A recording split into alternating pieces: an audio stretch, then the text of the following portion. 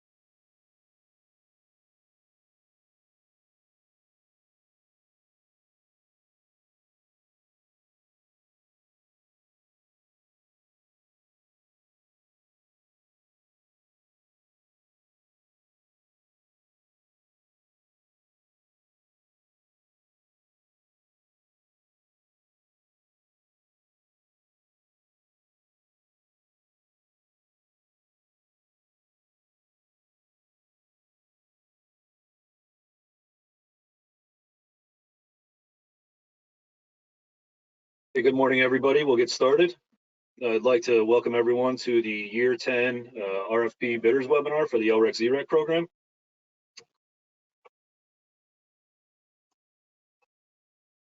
So joining me today from Eversource will be Julie Castillo, as well as folks from UI, Noreen Leopardi, Noah Altamirano, and Danielle Staub. So some administrative matters here. If you have any questions, you can use the question function on GoToWebinar. You can also raise your hand. We'll try to answer the questions as they go, but if we don't, we'll try to have a Q&A at the time, if time permits at the end. If there are project-specific questions where you want to propose a scenario to one of the EDCs, it would be best if you email us. You can use the email address you can see in the bottom left-hand corner of the slides. If you email to lrec.zrec@eversource.com, we will compile a list of all the questions and answer questions as they come in. If it's too complex, we'll review the question and then answer you at a later date.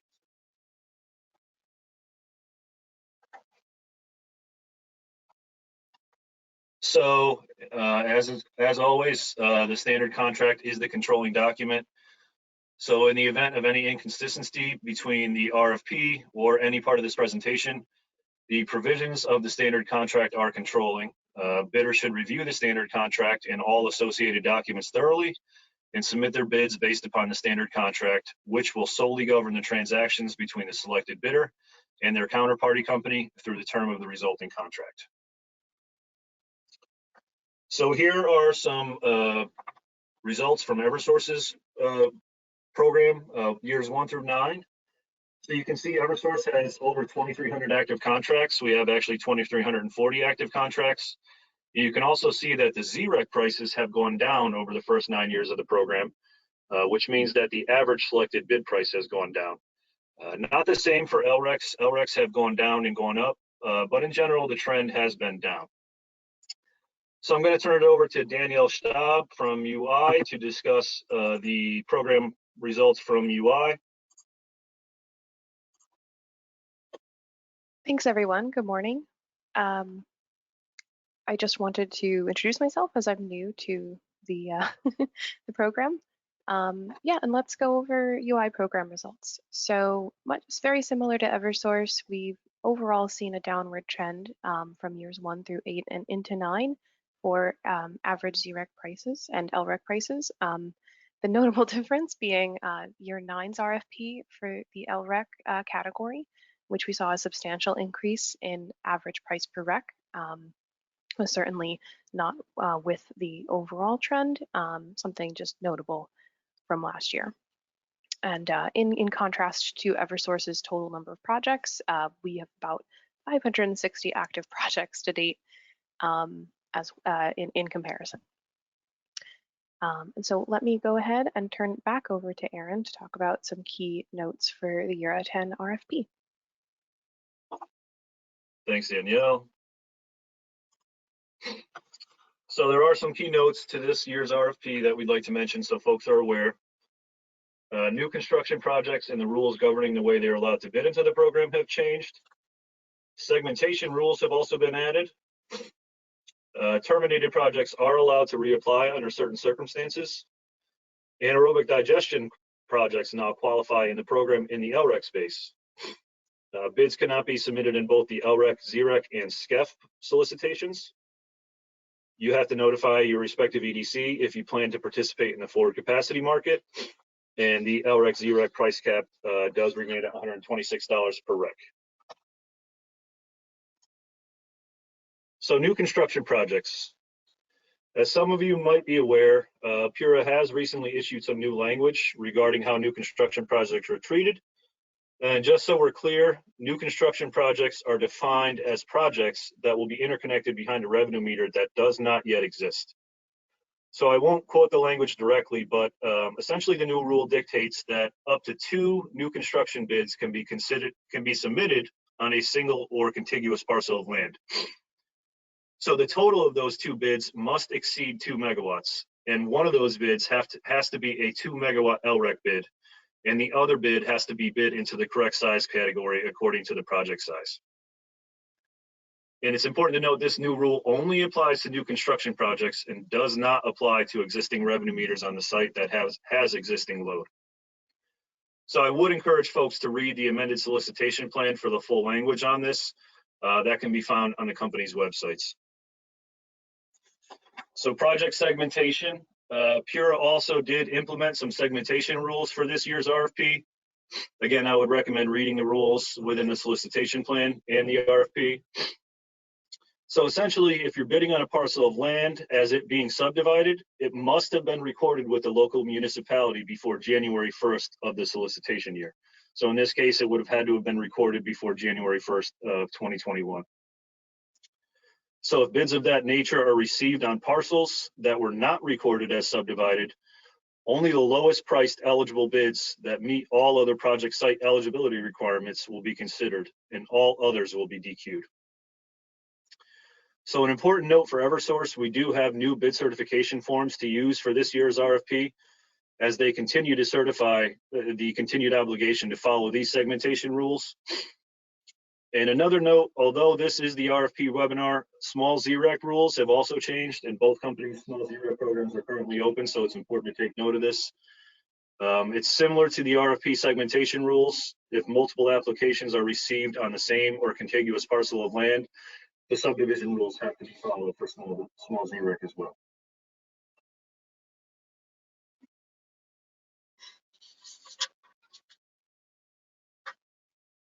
So this is not new to this year's RFP, but we figured it would be good to mention anyway. There are certain scenarios under which terminated projects can reapply.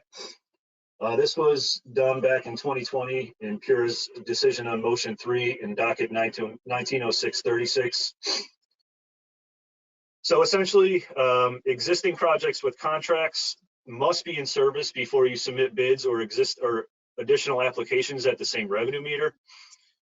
So for terminated contracts, if there was a terminated contract at the same project site, billing account, or revenue meter, the same developer, as in the same developer that was in control of the terminated contract, may submit a new bid at that same project site, billing account, or revenue meter after a 12-month waiting period, and that's from the termination date. If it's a completely different developer than who was in control of the contract at the time of termination, that person or that bidder can reapply immediately. So it's important to note that in either scenario, the lower bid price of either the terminated contract or the new bid will have to be used if the new bid is selected. So as I mentioned, anaerobic digestion does qualify in the LREC space, and this was new as of last year, but it's important to mention again. AD does qualify in the LREC space, but it does not need to meet the LREC emission standards. And any bid that's submitted as anaerobic digestion must absolutely include a professional engineer certification for average annual production, as we don't have a standard capacity factor to assign the anaerobic digestion. This is also not new this year, but it's very important to keep in mind. Bids cannot be submitted to both the LREC, ZREC, and SCEF program for consideration. You can see the section in the solicitation plan, section 4.1.3, essentially says the bids cannot be submitted for both programs for consideration in both. You must not do that or the bids will be disqualified.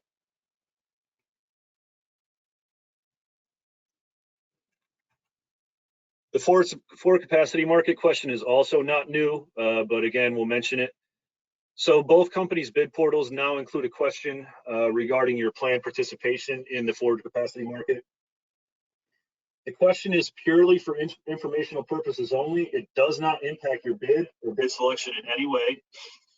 If your bid is selected, it's also a requirement from both companies that you notify them if you're going to be a participant in the forward capacity market. And that's a section in the terms and conditions, specifically section 10.3.6, which requires you to notify your respective EDC of your planned participation if your bid is selected and you execute a contract. So the price caps remain the same as they did last year, both for the LREC and ZREC space. The price caps are $126 per REC. The company's website should prevent you from entering anything over that bid price cap, but in the event that it doesn't, any bid over those price caps will result in the disqualification of your bid. So I'm going to turn it over now to Nori and Leopardi, who is going to talk some more about bid submission and contract execution, about different items. Sure. Thank you. Yes, Noreen Leopardi from United Illuminating. Good morning. I'm here to talk about the competitive solicitation request for proposal for year 10. Project type eligibility includes large ZREC, medium ZREC, and LREC projects. Large ZREC projects are defined as being greater than or equal to 250 kW up to 1000 kW. Medium ZREC projects greater than 100 kW to less than 250 kW, and LREC projects up to 2000 kW. Total base annual budget for both companies combined, approximately 1.33 million for both large and medium ZREC projects, and 4 million for LREC projects, and the footnote, pursuant to Public Act 1850 for the year 10 solicitation, the EDCs will allocate 50% of the overall RFP budget to LREC projects. And as Aaron mentioned previously, the maximum amount for renewable energy credits is $126. The small ZREC tariff remains open for year 9. Small ZREC projects size up to 100 kW. Total base annual budget is approximately 2.66 million, and that is pursuant to PURA's direction to the EDCs to combine into 1 year 9 small ZREC budget, both 9 and 10 budgets into year 9. Oops, I apologize. Continuing to talk about the procurement process, year 9, year 10 budgets, Eversource year 10, overall for LREC, $3.2 million. For large ZREC, $1,066,667. The same for medium ZREC, and small ZREC is not applicable in this year 10.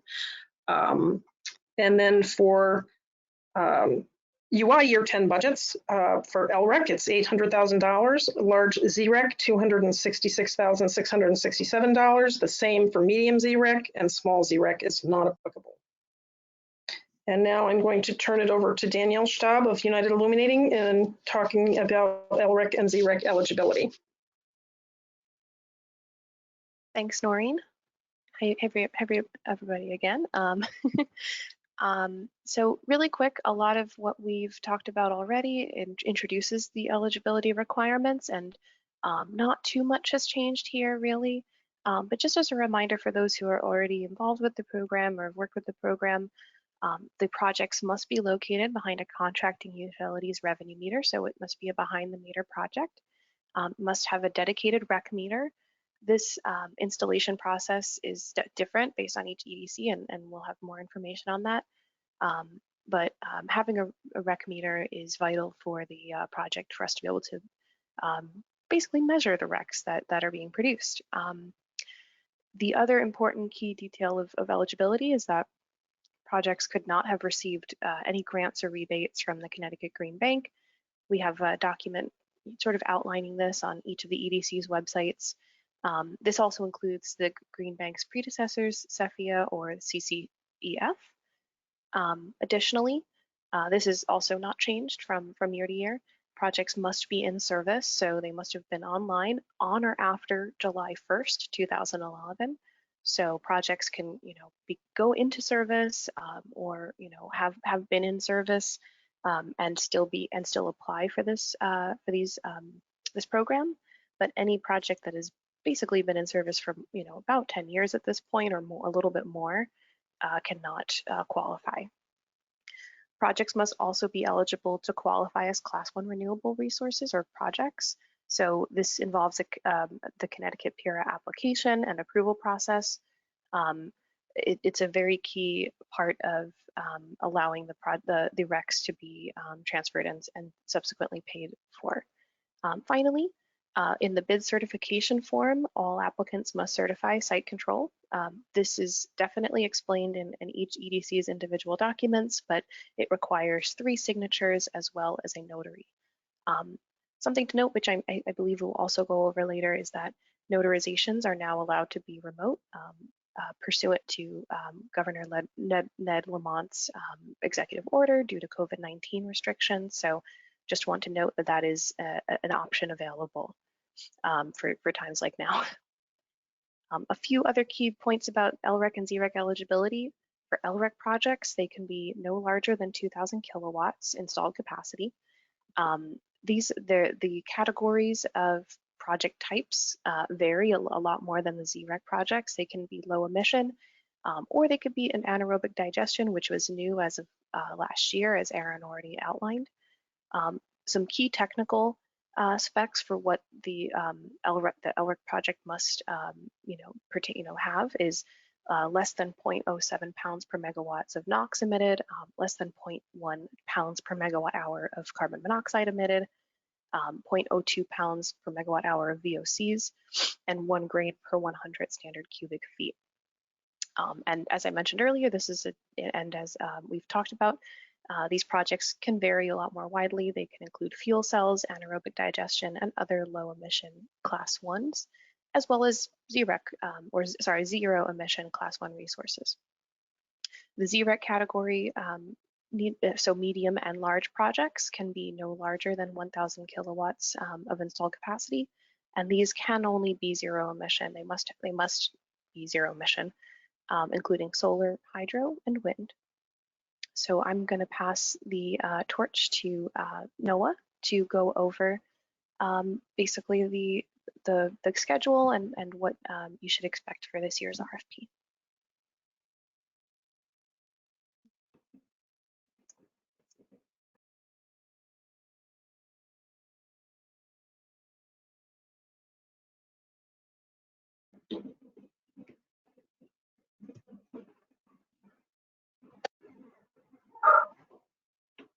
Hi, good morning, everyone. My name is Noah Elsmerano. I'm in the Wholesale Power Group at United Illuminating. And I'm going to talk to you guys a little bit about the RFP schedule and some pricing for the REC contracts.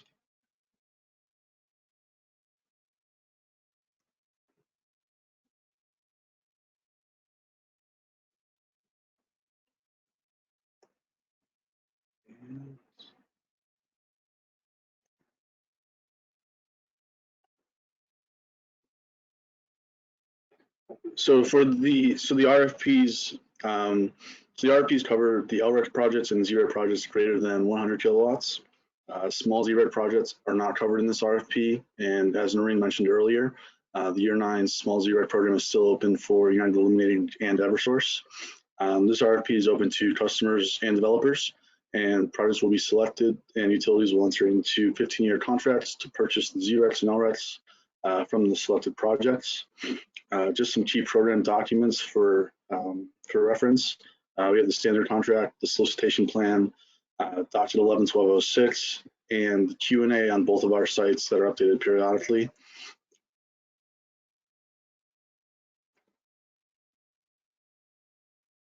The Year 10 RFP schedule. So we released the RFP on April 30th, and at the end of this week will be the submission for any questions you might have. And a month from May 14th, on June 14th, bid forms will be due by 1 p.m. And then, a month after that, on July 14th, selection notification winning bidders will be issued. So keep a lookout for email correspondence from UI and Eversource around that date. And after selection notification of winning bidders, bidders will return partially executed contracts by the dates established by the companies, which is expected to be approximately 10 business days. And once the contracts are executed, they will be filed with PURA, and commencement of service will take place after that in accordance with the standard contracts. The quantity and value of RECs. The contract price of RECs for the ZREC program and LREC program is capped at $126 per REC. Just to walk you through an example.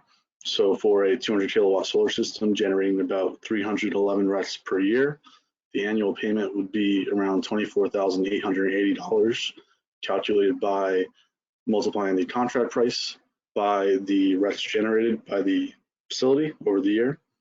And the total payment over the 15-year period would be $373,200. Just for reference, these are example REC prices, and the current market conditions will set the actual prices, so it might fluctuate a little bit.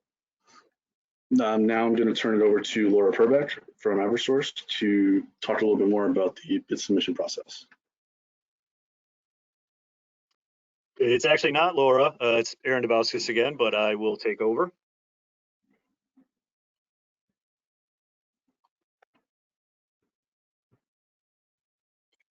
So I'm going to discuss the bidding process, then I'll turn it over to my coworker, Julie Castillo, who will discuss post-contract execution. So how to bid into the Year 10 RFP and the bid process. So to submit a bid for the RFP, you have to complete and submit the bid forms that are available on our company's respective websites. That are shown on the screen. Links are also provided in the slides. There's different certifications, affidavits, and also possible disclosures that may be required, depending upon the specifics of your project or your bid. One thing that is mandatory for all bids is the bid certification form. It is 4 pages long. It must be completed and submitted as a single PDF at the time of bid submission. And again, for Eversource, I'd just like to note that there are new bid certification forms, and they can be found on our website. You do have the option to submit a Connecticut licensed professional engineer certification. That's only required if you'd like to enter a different average annual production than the one that's automatically calculated during the bid process. So the companies assign a different capacity factor for different types of technologies standard. But if you have, more efficient solar panels or a more efficient project than the capacity factor that we assign, you have the option to submit that professional engineer certification. So if you do so, it has to be supported by a calculation and approved and stamped by a Connecticut licensed professional engineer. the approved calculation has to be submitted as a PDF at the time of bid submission. And I did mention before that the PE cert is required for all anaerobic digestion bids. We don't have an established capacity factor for that technology, so it is required. You also have to disclose if this project or any other project at the same site have applied for or received any Connecticut Green Bank funding, CEFIA funding, or CCEF grants and or rebates. A written description has to be attached to the bid for that. And at the end of the bid process, the company's respective websites will acknowledge receipt of your bid. So the Eversource bid form, as I previously mentioned, the bid form is filled out online. It contains information needed for verification of the information submitted, along with the information that's input into any resulting contract. As I mentioned before, the bid certification is required with every bid, and as well as other possible additional certifications, affidavits, and or disclosures might also be required depending upon your bid specifics. We do strongly encourage you to double and triple check the information being submitted for all bids to avoid errors which might invalidate the bid and to avoid any errors that would be put on the resulting generated contract if your bid was selected. The United Illuminating bid form is also online. So the bid certification again is required for all bids, including the United Illuminating bids. UI also has the same requirements as Eversource, so any additional certifications, affidavits, and or disclosures may be required depending upon the specifics of your bid. So we strongly encourage you to double and triple check your information to avoid any errors. If any additional forms are required for UI, please reference the assigned bid ID numbers when you send an email to UI so that they know which bid to reference.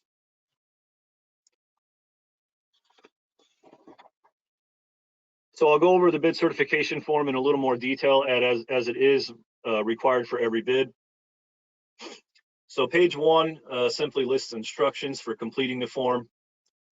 Page 2 requires the signature of the bidder, which is essentially the individual or business that's typing the information into the online bid form.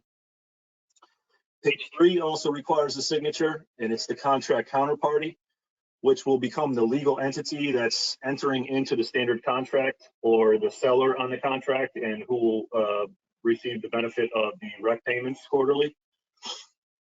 And page 4 is the signature page for the owner of the project site. This page must be witnessed, the signature must be witnessed by a notary public and documented as such. And as my UI colleagues mentioned before, there are ways to do remote notarizations in the pandemic world, if need be. So there's a link to the executive order from Governor Lamont that provides instructions on how to do that. Again, this form has to be submitted as one single PDF at the time of bid submission. And it's important to note that the individuals or businesses who sign each page of these forms must match exactly with the information typed into the online bid form. So the bidder, the counterparty, and the owner of the project site that are listed on the forms and ultimately attached to the bid must match the same information that's entered into the online bid. So if you entered counterparty XYZ online, that's who must have signed the bid form and so on and so forth for the other forms. So one possible bid attachment that's not required is affidavits for Connecticut manufactured, researched, or developed generation technologies. So if your project meets the definition of the CT manufactured, researched, or developed definition as outlined in section 2.4.4.3 of the RFP, 2 separate affidavits are required. One is the bidder affidavit, essentially certifying that the project is using Connecticut manufactured, researched, or developed generation technologies. And it must constitute that no less of 50% of the total value of the generation technology is going to be used by this project that's Connecticut manufactured, researched, or developed. Also required is the technology supplier's affidavit, which comes from the company that's providing you the equipment. And that must certify that the equipment does indeed supply Connecticut manufactured, researched, or developed technologies. So both of those forms, if you are going to participate in the Connecticut Manufactured Research and Developing Technologies, must be filled out completely and submitted at the time of the bid. If your project meets that definition and you submit both of these affidavits, it results in a 10% discount of your bid price for evaluation purposes only. So for example, if you bid $100 a REC for your bid, and it meets those above reference criteria, we would evaluate your bid price using $90 instead of $100, which would put you lower in or higher up in the queue, but you would still receive that $100 per REC if your project was selected.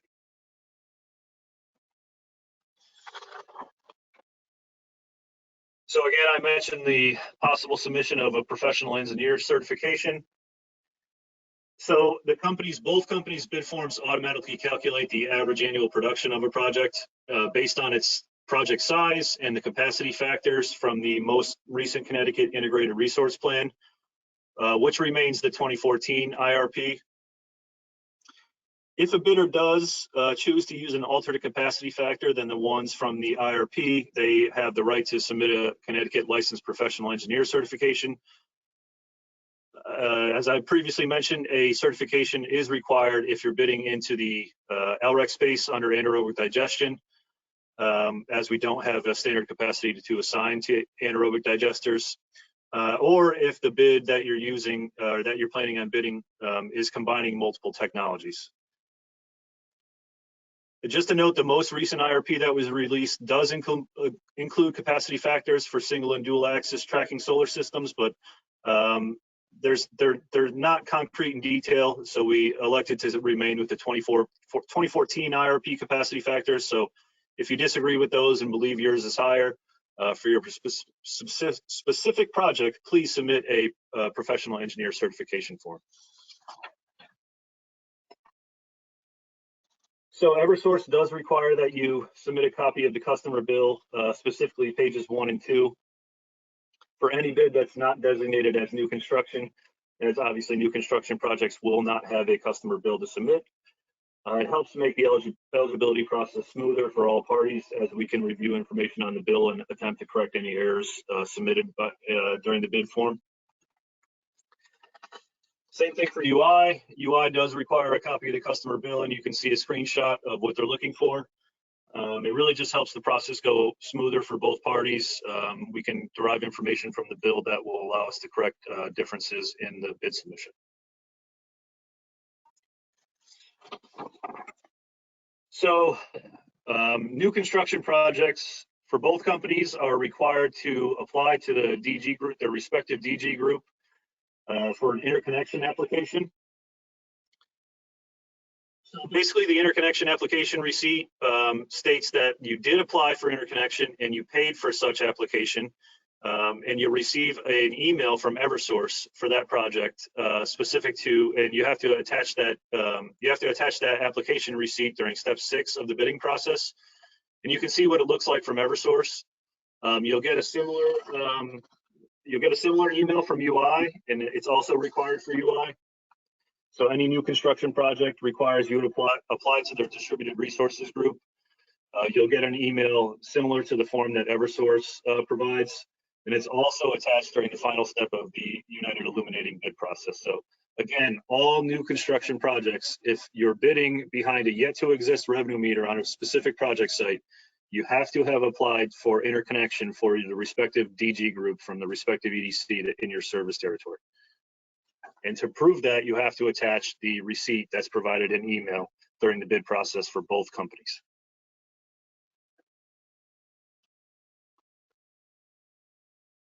So the selection process, it's important to note that only completed bids that we receive will be reviewed. Any incomplete bids will not be reviewed. To select bids for each category, the respective EDCs rank the bids from lowest to highest evaluated bid price, and that evaluated bid price is key if you are participating in the Connecticut Manufactured, Researched, or Developed space. You'll get that 10% evaluated bid price discount. We award contracts until our budget for each specific category is exhausted. So an important note that any project that's not awarded a contract in the initial round of selection it gets placed in the standby queue. If any funding becomes available due to projects either terminating or choosing not to execute that contract, that money gets allocated to the next bid in the queue. And if your bid is in the standby queue, there's still a chance that you may be selected beyond that initial round of selections. And it is important to note that bids in the standby queue do expire when the companies file their respective final procurement plans. So at the end of the solicitation, each company files their bid results in order number 5 or the final procurement plan. So if you have a bid that was in the standby queue, once that order is filed, those bids in the standby queue are no longer valid, as the program would have closed. So how to proceed if your bid is selected? So if you're selected, the first step is executing the contract and providing performance assurance.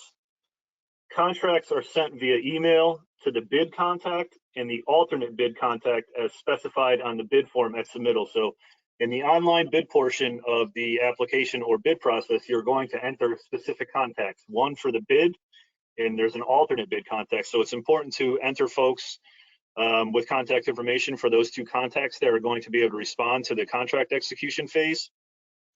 And it's a good idea to use 2 different names in the event that one person didn't receive the contract or missed the deadline. There's 2 folks that can respond in the event that something happens.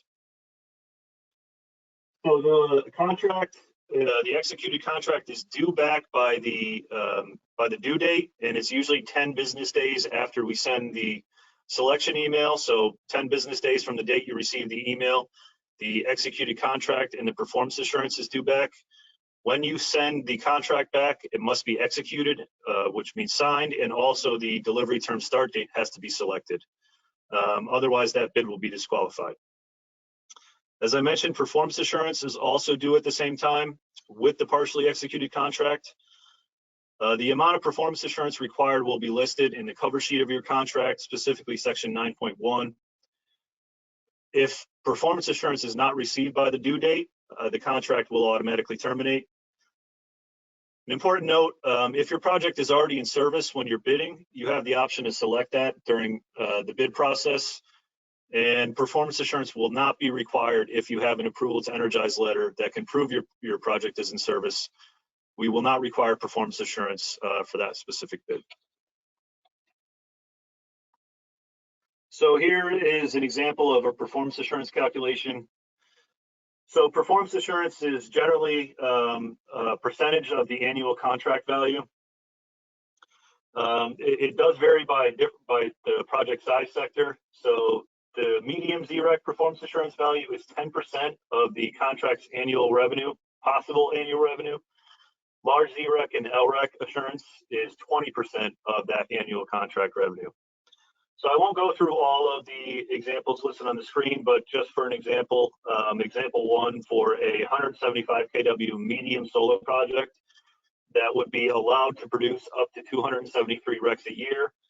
At a bid price of $80 a REC, this results in a performance assurance requirement of $2,184.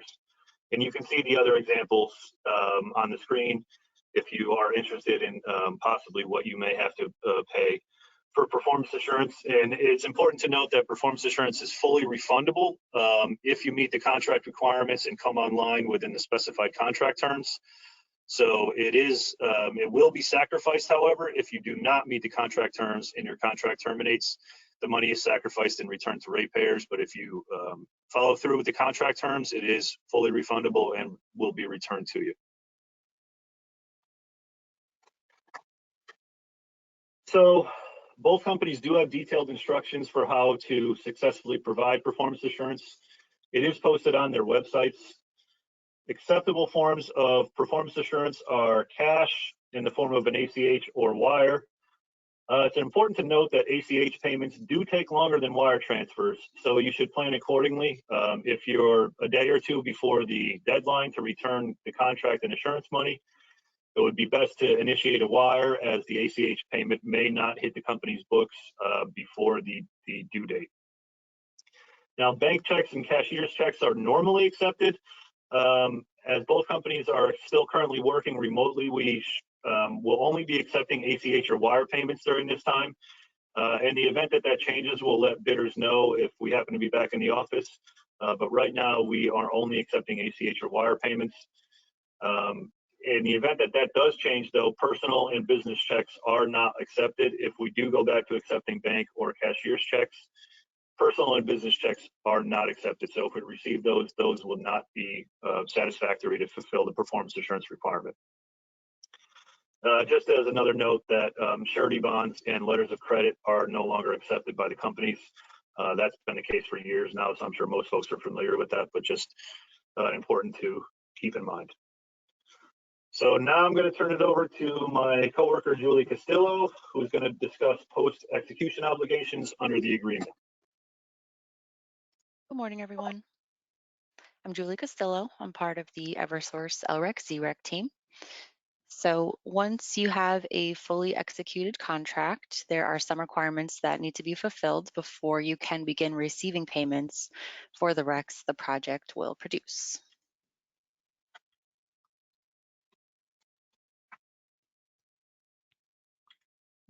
There we go. Okay, so you will need to complete and sign the certification statement for REC delivery acceptance. This will include the list of items you see on the slide.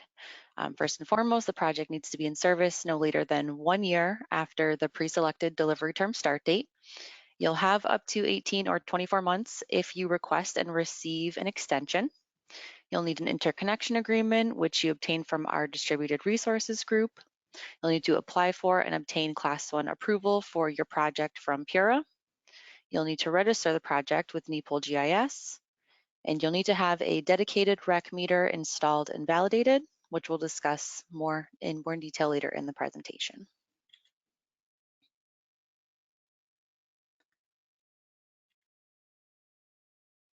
Okay, so quickly go over the extension requirements. So if the project is not expected to achieve commercial operation within 12 months of the selected delivery term start date, you'll have the option to request a 6-month extension to the automatic termination date, which allows 18 months beyond that delivery term start date for the project to achieve operation.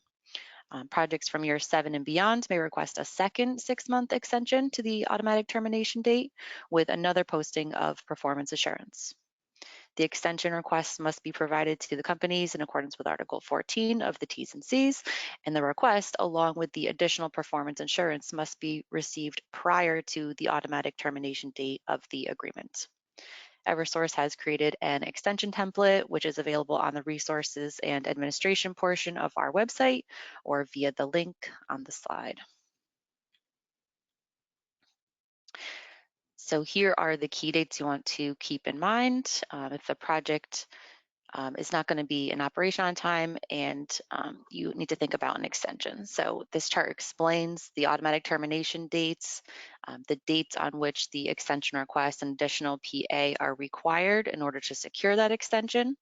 So for example, if your delivery term start date is July 1st, 2020, that makes the automatic termination date July 1st, 2021.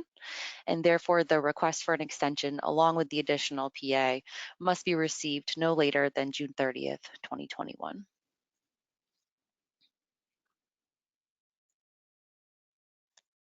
Now I'll go into a bit more detail on the PURA Class 1 requirement.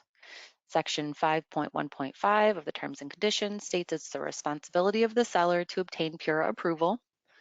PURA does require you to submit a separate application from the one you submitted during your bid. You can find that PURA application on their website by following the link included on our slide. And PURA requires you to have your final approval to energize from our interconnection group before you can apply for Class 1 designation. Once the Class 1 designation is obtained, you must submit the final decision to the EDCs, who are the buyers on your contract, and to NEPL GIS. I'd also like to point out that a copy of your PURA application and the receipt from PURA can be submitted to us if the final decision from PURA isn't obtained before your automatic termination date. So if you don't have final PURA approval and you're coming up against that automatic termination date, give us the filing receipt and we will use that to avoid termination.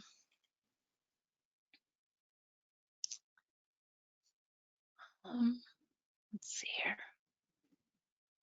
I think I might have jumped ahead one. There we go. So each renewable project is required to register with NEPOL GIS as a generator. After registering, NEPOL will select the buyer as the third-party meter reader of record for you. You must then set up a forward certificate transfer for the life of the service agreement. And this allows the RECs that are created by the project to be given to the seller and automatically transfers them from the buyer's account for purchase. There are some rules and instructions on this process that can be found on the NEPOL GIS website on the link on the slide. And just one request from me, at least from Eversource, when we're processing these requests in NEPOL, it's really helpful if you submit that forward certificate transfer request along with the other requirements for REC delivery acceptance. So if you send an email to us with those required documents, at the same time you do that forward certificate transfer, that's really helpful. So those required documents, again, would be the certification statement, copy of the contract and any assignment documents, your interconnection agreement, your permission to operate letter, and the final PURA approval. And there's a link to all these requirements on our resources and administration page as well. The reason for that is that the date that the last requirement was fulfilled becomes the date at which we can accept and pay you for your REC. So we can't determine that start date in NEPOL until we have all those other documents. And you should try to get those documents to us and complete the NEPOL requirements by your delivery term start date in order to earn payments for RECs for the full 15-year term of your contract. So this slide is just a reminder that some of the consequences of not completing these requirements are that there would be a loss of revenue, as the life of the contract is 15 years starting on the delivery term start date, whether or not those requirements have been fulfilled. This results in lost time if RECs can't be purchased for those full 15 years. And the contract would eventually be terminated if the necessary requirements aren't provided to the buyer by that automatic termination date, which again is 1 year after the delivery term start date, potentially 6 or 12 months after that if extensions are requested and granted. And again, termination of the contract results in loss of the performance assurance payment and of course loss of the contract value.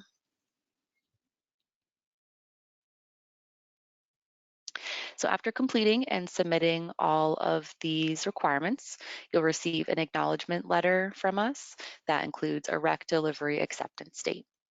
And this letter verifies we've received all the required information from you and informs you of the date from which we'll begin to purchase RECs created by the project. If you have not received that letter, you still have outstanding items to complete and you will not be given any payment for RECs.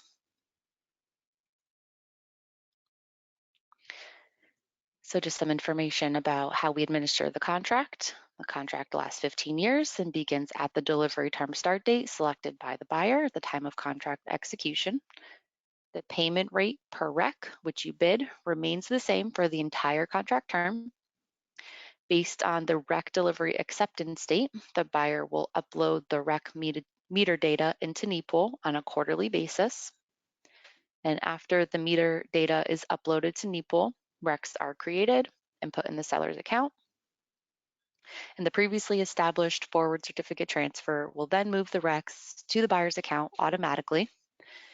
Payment for the RECs will occur by the end of the following month after the buyer receives the RECs. So here's a visual display of what happens during the meter data upload process. Moving from left to right, you can see the utility reads the meter and uploads the data to NEPOL. RECs are created and deposited into the seller's account, where they are then transferred to the buyer's account via the forward certificate transfer. And once the buyer verifies the RECs are correct, they'll initiate payment to the seller. You can see a table that shows the schedule of when we upload meter data, when RECs are created, and when payments are issued. You can see there's a lag between when we read the data and when we upload the data.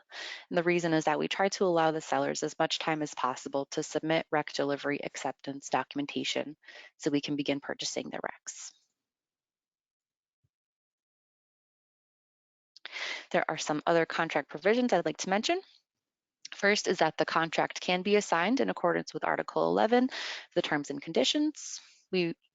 All required documentation related to that assignment can be found on company websites. We ask that you do use the forms on the websites as they can change from time to time. And once the assignment documentation is submitted, the buyer has 30 days to review and approve or reject the assignment. Something else to mention is that you have a couple of options when the project produces RECs in excess of the annual maximum quantity. One option is selling the RECs to a third party other than the buyer on the service agreement. And another option is to bank the RECs toward next year's maximum annual quantity, which might be a good option if you think you had very high production that year and might not be so high after that. For Eversource customers, you can register to view your REC meter reads online by following the links on the screen here. You can find a form to request that. And then you can follow the link to the resources and administration page. And here is an example of what you will see on that REC meter read page. And here's just a little bit of contact information and some other links to our LREC ZREC pages. And if you have any questions, please don't hesitate to reach out to us. Or if you'd like to be added to our distribution list, just send us an email. We'll add you to the distribution. Here is a screenshot of what you will see when you get to the Eversource Renewable Energy Credit website. Arrow shows you where you can submit an application, access our resources page, or find general info on the program. Here's an example of what you'll see on the United Illuminating webpage with arrows to the LREC ZREC program information and a link to submit a bid. And finally, we provided the link here to sign up for notifications related to pertinent LREC ZREC dockets if you're interested. And now I will go ahead and pass it over to James Zerkanowicz to review the Distributed Energy Resources interconnection process.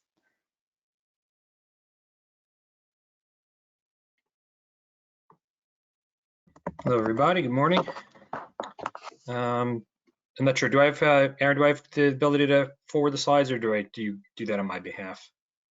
No, you should have the ability, James. Okay, just if I hit enter, is that how it works here? You can use the arrow keys. Just click on the screen. You'll take control, and then you can use the arrow keys or click the mouse, however you want to do it. Okay, there we go. Perfect. Okay, good morning. Just to introduce myself, I think a lot of you know me by now. James Zerkanowicz, I'm a project manager in the interconnections department for Eversource. So just going to go through a quick run through. Nothing really has changed since the last couple presentations. So both Eversource and UI follow the same interconnection guidelines. So these are standard guidelines that are approved by the regulatory authority and follow the general FERC guidelines as well. And is basically to just look at the proposed project and see what type of impact it would have on the distribution grid and what costs might be associated with the connection. Here's just a quick snapshot of the interconnection guidelines. So the 20 kW and less residential inverter-based single-phase projects. Anything not in that category falls under the fast track guidelines, and that also then has a separate technical requirements document, which you will have to adhere to as well. Here's a quick snapshot of the online application form that Eversource now utilizes through our Power Clerk system. That is the same system as the Green Bank, but it is a separate login, so just be aware of that. You know, if you already set up to do applications to the Green Bank, you have a separate login for doing the PowerClerk applications to Eversource. This is the only type of application that is accepted now. I understand there may be PDF versions in the interconnection guidelines, and I'm not sure if UI utilizes them for Eversource. All applications must be submitted through PowerClerk, and that is the application that must be signed by the customer, either a PDF that you can generate or the e-signature request. And as you can see on the first page, for anything that is a behind the meter connection, we are prompting you to put in the most current billing account number, meter number, and billing address zip code. And I emphasize billing address, not site address. So prior to filling out an application for a behind the meter connection, I want to emphasize again that you should have the most current bill so that you are putting in the most accurate billing account number, meter number, and so that you know the billing address zip code. And again, once you have those 3 pieces of key information correct and hit that retrieve customer information button, it links to our billing system, to our GIS mapping, and works very seamlessly. If you get an error, please do not force bad data in there. Please understand that the error is most likely on your side, not ours, and that you will need to make sure you're obtaining the most recent information for that. Sorry, just to back up one. Sometimes there's a little bit of confusion. Customer information on the first page is one thing, and then applicant, that should be you as the solar company that is submitting the application on their behalf. And then there are some subsequent pages where contractor, installer, and owner information is asked as well. Okay, so moving on. Sorry. There we go. So this is a quick snapshot of the UI page for submitting applications. My understanding is that it is still a manual application process, and so that's just a quick snapshot of the manual applications out of the guidelines. So again, three categories essentially: 20 kW in residential, single phase, inverter based. Anything does not fall into that category, that is commercial, that is 3-phase, that is not inverter based, that is over 20 kilowatts, goes into level 2 fast track process, and that's obviously a little more involved. It's the subsequent slides will illustrate the fees, but also some additional paperwork such as an interconnection agreement that needs to be executed. And then anything that is over 2 megawatts automatically kicks into the study process. The study process is sometimes necessary when a more typical level 2 project fails the screening and we determine it needs an impact study. Anything over 2 megawatts will automatically need a study. And for Eversource, anything that is a proposed standalone array behind a dedicated service meter, typically the larger scale to 1, 2, 3 megawatt type systems, those will automatically for Eversource purposes require a study so that we can determine not only the grid impact but the cost for new service connection. So again, here are some of the differences between the applications. It is only a $200 application fee for level 1 projects. Once you get into level 2, it bumps up to a $500 application fee, and then once you get into level 3 over 2 megawatts, it is $1,000. For Eversource, again, through the PowerClerk system, you can pay those application fees online with a credit card through the SpeedPay link that you'll see on the last page when you're going through the PowerClerk submission process. I highly encourage you to utilize that for those behind the meter connection projects, as due to COVID, we are only processing manual checks once a week. So whereas online credit card payments are processed daily, that is an option, again, only for behind the meter connections though. So if you have a project that is being proposed behind a new service and there's not an existing bill account, you will still need to send in a manual check.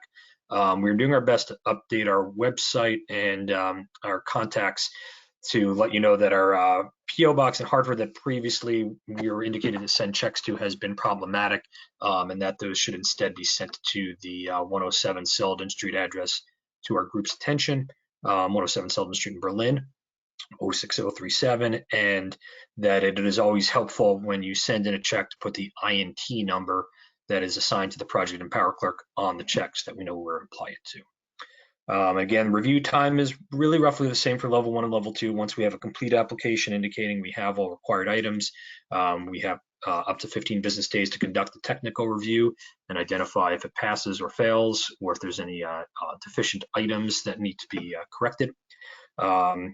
Again, any project that falls into needing a study, the timeframes vary and the cost of those studies will vary depending on the complexity and size and the location.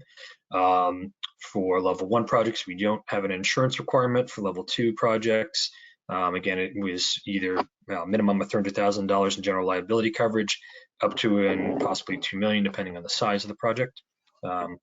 Any project that is over megawatt, again, we will handle submitting an ISO notification form as part of the approval process. And impact studies with ISO New England for transmission impact studies are required for any projects greater than 5 megawatts. And again, the cost and timeline varies greatly depending on location, size, and scope. So again, here's an overall timeline of a lot of things I just mentioned. When we receive an application, we will look for the customer signed application, a complete one-line diagram that identifies all the required materials and traces the path of generation clearly from inverters or generating source on through to the grid. So please make sure that when you're generating a one line that you have an accurate one line as far as depiction of service, existing metering, as far as the line diagram matching what you have indicated on the application for inverter selection in the case of solar, or in the case of non-solar, that is just, again, matching up size-wise and design-wise the type of generator. Again, the $200 application fee can be paid by check or by credit card if it is behind the meter. If it must be a check if it is not behind the meter. We will check for completeness of the application within 3 business days of receipt of that fee. And if there is any deficiency, we will let you know that it needs to be corrected and put it on hold. Once any of those deficiencies are corrected, then we can move ahead to the technical review, which has a 15 business day time frame.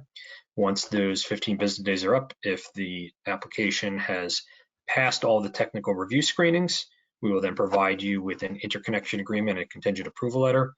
We were experiencing some delays at one point because of volume. I believe we have just about caught up. There may be a few projects where we may have had to indicate that it passed design review and official approval documents are still owed, but we are worked through that backlog, and I think we are pretty well caught up at this point.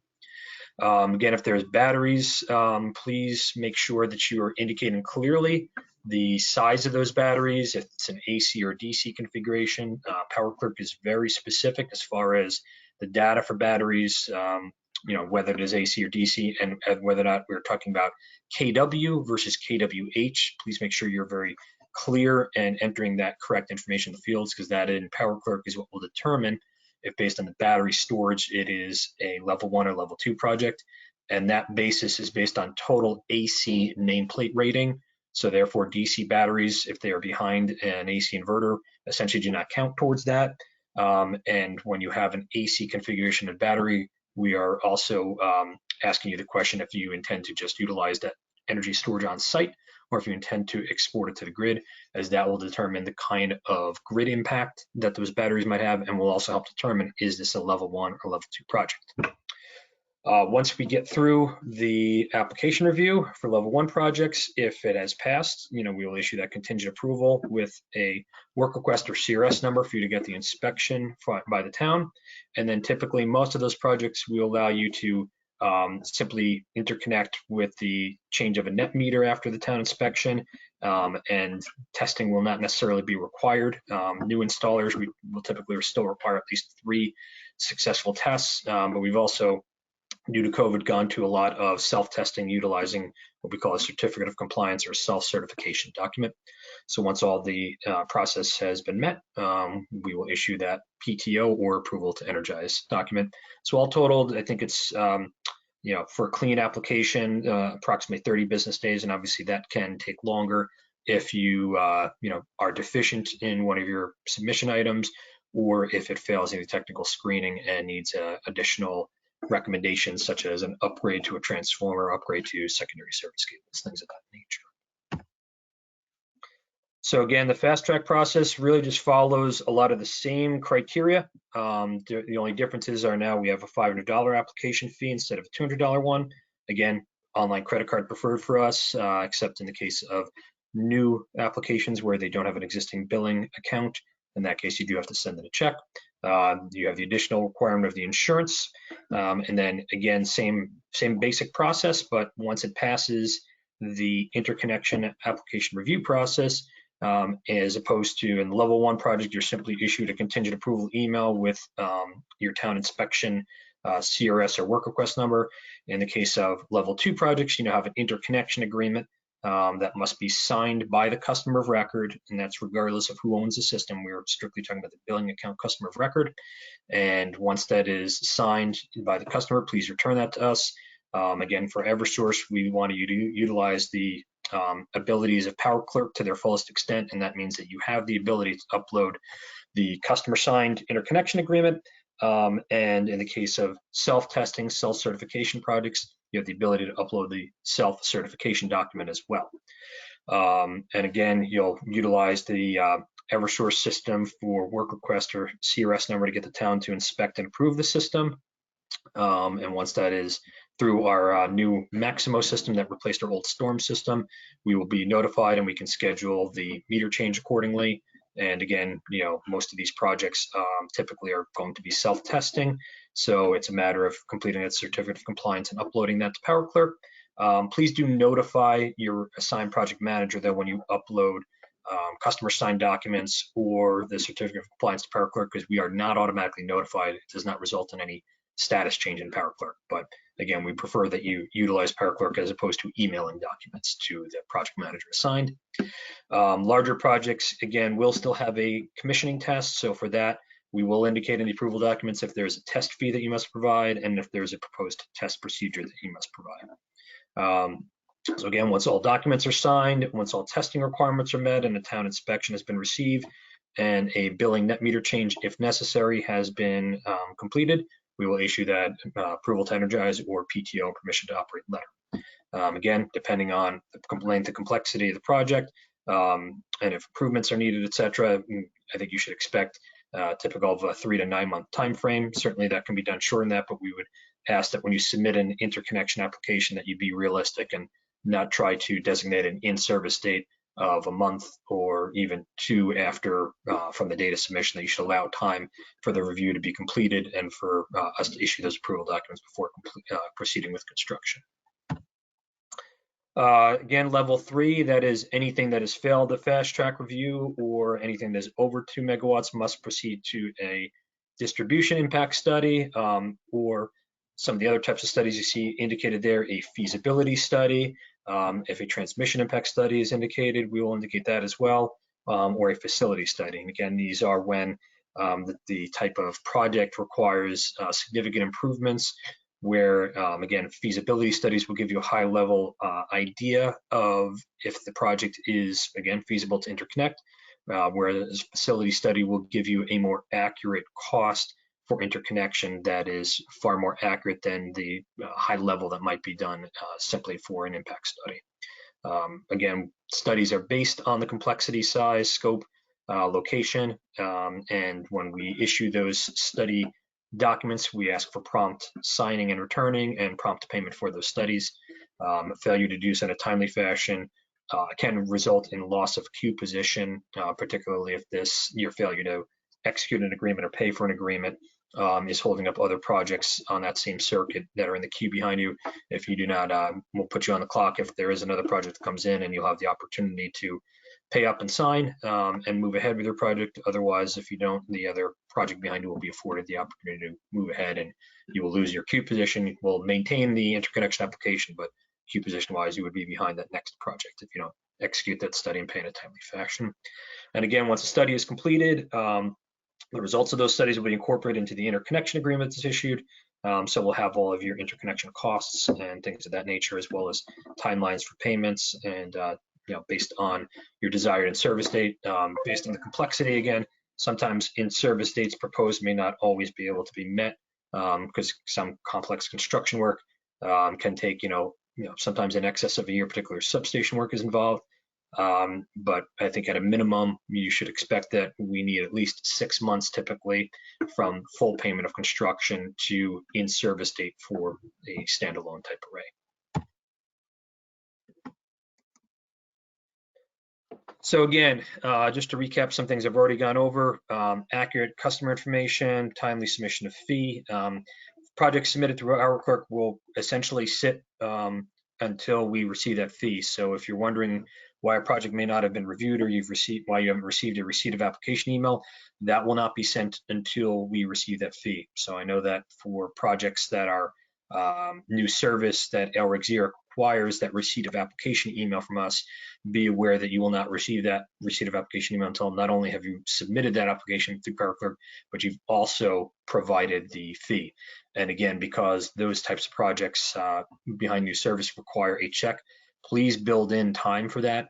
Please do not, I'm not sure when the deadline is for this LREC bidding period, but please don't be submitting applications on the day it's due and be asking for receipt of application email. We need that fee, and so that should be sent well in advance of the deadline. It shouldn't be a matter, again, of submitting to PowerClerk the day or two before the due date and then trying to FedEx in or drop off a check. We are only processing checks once a week due to COVID, so please get that check in well in advance of the ZREC deadline and the submission into PowerClerk as well in advance. Again, customer must sign the application. We encourage you to utilize the e-signature feature that's inherent to PowerClerk. Again, the line diagram must meet the technical requirements, must have the required AC disconnect, isolation switch, external ground level, lever type switch. The point of connection must be behind the billing meter and may not be inside the billing meter or socket or the CTVT compartment if applicable. Must show a accurate line diagram accurately depicting the existing meter and service configuration, whether or not it is self-contained or instrument rated. Must show accurately whether or not it is hot or cold sequencing. Accurate line diagrams, very, very critical. Again, and as well, showing the REC meter with the proper wiring configuration that will be covered by me on behalf of Eversource Meter Engineering in the later parts of this presentation. And another design aspect is that the REC meter must be behind the AC disconnect switch. It can't be between the AC disconnect switch and the grid. It must be between the AC disconnect switch and the source of generation. Site plan must clearly identify the location of the billing meter, the AC disconnect, and the ZREC meter socket. AC disconnect and ZREC meter socket must be exterior ground level 24/7 accessible. Again, successful. If you want to see this proceed, make sure you have the customer sign those contingent approval and IA documents in a timely fashion. Same thing with submission of town inspection approval. Again, we are utilizing at Eversource a new system called Maximo that replaced our storm system. So I think we've gotten through a few bumps and bruises with some issues with town inspection submissions, and the town inspectors at this point should hopefully be familiar with the new system and the new process. Again, final completion of testing requirements. So accurate and timely submission of testing plans and fees are important. And again, can't stress enough that for Eversource that you always refer to the INT number that's assigned to the project in any email you send. Please don't just say the so-and-so project. Please make sure you put that INT number so we can very quickly and easily identify which project you may be asking questions about or maybe submitting back materials on. So again, large scale systems, we encourage you to utilize the hosting capacity maps to get a high level idea if your proposed site location and proposed amount of generation look generally to be easily achievable, or if you've chosen a site that is problematic due to grid constraints or a saturation of generation. New service designs that meet our standards are important. Encourage you to look at Eversource INR manual, make sure that what you're designing for behind the meter meets all of our INR manual requirements. And if you are designing a large scale standalone array, that you are planning to indicate that Eversource will install a dedicated recloser for these large scale standalone sites, and that we will then install a primary meter, and then everything after that is customer owned and operated. We will no longer carry services well into a site and submit and provide the transformer or low voltage metering. We will simply provide pole mounted recloser, pole mounted primary meter, and after that over to a customer riser pole, and the rest is for the developer to carry into the site, however far that may be. Again, can't emphasize enough, sticking to the schedule that we outline in the agreements for these large scale projects as far as construction payments, as far as meeting milestone requirements of signing and returning materials. And we will try to do our best in these more complex projects to outline what those deadlines are in order for you to realistically achieve your in-service date. Again, minimum of 6 months typically for these large-scale projects, from final full construction payment to desired in-service date for the new service for the site, and then somewhat longer than that, depending on the complexity, particularly if substation work is required. As well, for these standalone projects, there is an easement process that is required to be completed for covering the couple poles that would be Eversource owned and maintained on the site, again, for the recloser and primary meter or meters. I would encourage you to make sure that that process is ironed out and completed as quickly as possible. Even after payment and signing of payment of construction, signing of the agreement, if you do not have a fully executed easement with the record on the land records and have that process completed, we will not be able to go on site to set any poles or install any equipment or schedule any work until we know that easement has been completed. And again, we try to do our best to have frequent and up-to-date communication regarding what customer expectations are and what Eversource expectations are to keep us on the same page for these larger projects. So again, REC delivery acceptance, we will give you that receipt of application email, but only after you have not only submitted the project for interconnection application through PowerClerk, but also provided us with the check for the required application fee. And then once we complete the project, we will provide you with a fully executed interconnection agreement and a permission to operate letter. And again, that must be effective prior to the contract termination date to maintain that contract. Any failure to do so is an issue that you would need to take up with the LREC department. So again, here's just a couple of useful links to the Eversource website where you can find the interconnection application and how to navigate your way on the UI webpage. For project-specific questions, please email the specific project manager that is assigned to the project. Please don't email it to the general email address, but if you do have general inquiries and it is about a project that has not yet been assigned a project manager, CTDG is the general email address for Eversource, and generator.connection@UINet is the one for UI. And again, if there is something specific that you may need some additional information on, I'll do my best. If it is, again, if I prefer, if it's a project specific question, if I'm your PM, go ahead and email me. If you have another PM assigned, please email them. But if you have general questions, I'm always willing to answer them as best I can. Same with UI at that particular email address. Okay. I believe I'm covering this next section for Greg Piven in Eversource Meter Engineering. Again, I'm not from Meter Engineering. I am in the interconnections group, so I'm just going to go over these slides at a very high level. If there are specific technical questions, I would ask that you email meterengineering@eversource.com to try to have those answered. So again, this is just highlighting overall the different types of REC meter sockets, different forms 2S or 16S, self-contained that are either single phase or 3-phase. Forms like 9S, that are typically 3-phase, needing current transformers and instrument transformers. Self-contained meters, we can install up to 320 amps. Anything where the amperage calculation exceeds 320 amps will be required to have CTs, and if it is 40 volts, we'll need to have, or above, we'll need to have VTs installed.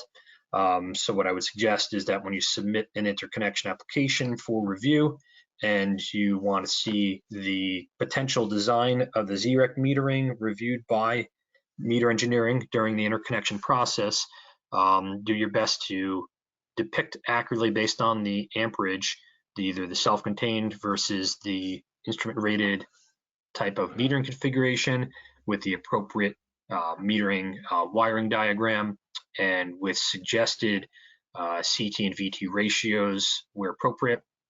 And Eversource Meter Engineering will review those designs and indicate if they agree with the proposed ratios or if they indicate there is a different ratio required. When it gets into the larger projects, anything that exceeds 320 amps now, we will require you to go to an interval recording meter. Scalar meters will only be allowed for anything that is 320 amps or less. When it comes into the larger projects, we are trying to get away, quite honestly, in EverSource from the IN8650C meter. That is still an option available to you if that is your preference, but it does require the installation of Ethernet communications, whereas now we're offering the option of an alpha cellular-based meter, and the cost of that includes the cellular coverage for the length of the contract. So again, I'm just kind of breeze through these because I'm not going to get into the nitty-gritty, but for the scalar meters, these are typically high-powered ERT or radio transmission type meters that are picked up by our drive-by van.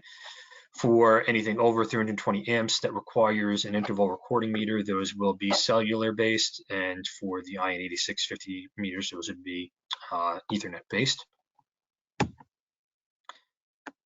So again, please follow the guidebook by UI for requirements, follow the guidelines for interconnection for EverSource, and if there's a question about types or models of ZREC meter socket or of CT-VT compartments, you would ask you to utilize the EverSource INR manual, typical for new services, as any of the models of CT or VT compartment or meter socket selected there would generally meet the requirements for what is needed for the ZREC meter as well.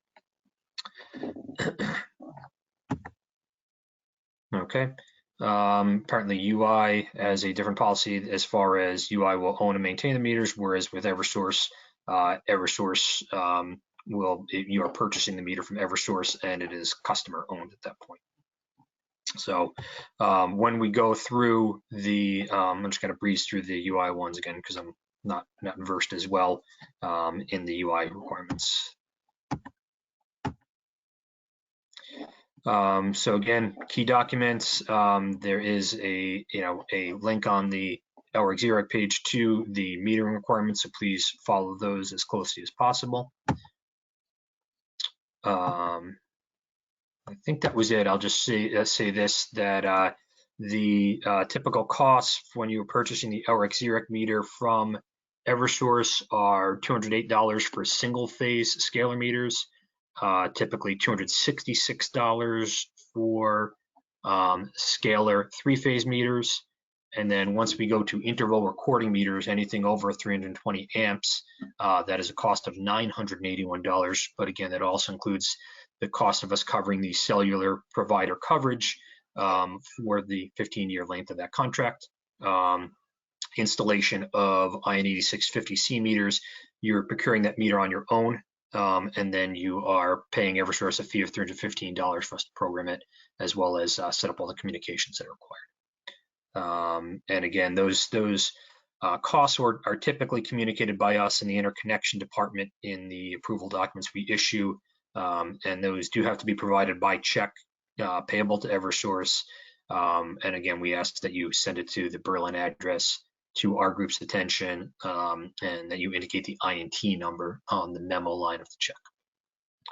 And I believe that's all I had here. Thanks, James. You're welcome. So that's all we have for everyone today. If there's any questions, please use the raise hand function. I know Doreen Hamilton had entered a question into the question and answer section. Doreen, to answer your question, her question was, has there been any extension of time due to COVID for the installation of projects in the LREC ZREC program for year 9? The answer to that question, Doreen, is no. Year 9 was not part of the criteria that PURA issued for extensions for COVID. There were extensions allowed by PURA, but year 9 projects would not have fallen under the criteria to allow for different extensions. And you also asked, have you seen the supply chain impacted by COVID for the delivery of renewable energy equipment?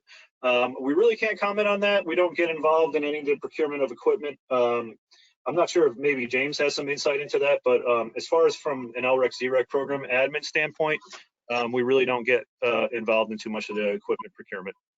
Yeah, I'll say this, Aaron. I think I have heard that there has been some delay for projects that do require CTs and VTs. I think I have heard some impact on supply chain because of the need for metal for those particular pieces of equipment. That lead times have been increased to I think as much as 22 weeks in some cases for CTs or VTs. Where typically I think that was much less. So I can't speak to whether or not that's still the case, but I have heard the case. I've heard of some projects experiencing some delays in that supply chain. Thanks, James. So I'm looking through the attendees list. I don't see any other hands raised for any questions. If you do have any other questions, please email us lrec.zrec@eversource.com or lrec.zrec@uinet.com. The key documents, we're going to update these links. We did not realize that they were the links from last year, but this presentation will be available on the EDC's websites with updated links for your review. And again, if there's any questions, please email them to the respective EDC and we'll get you a prompt answer. If there's no more questions, and I don't see any, we'll end the webinar. Thank you everyone for attending and enjoy the rest of your day.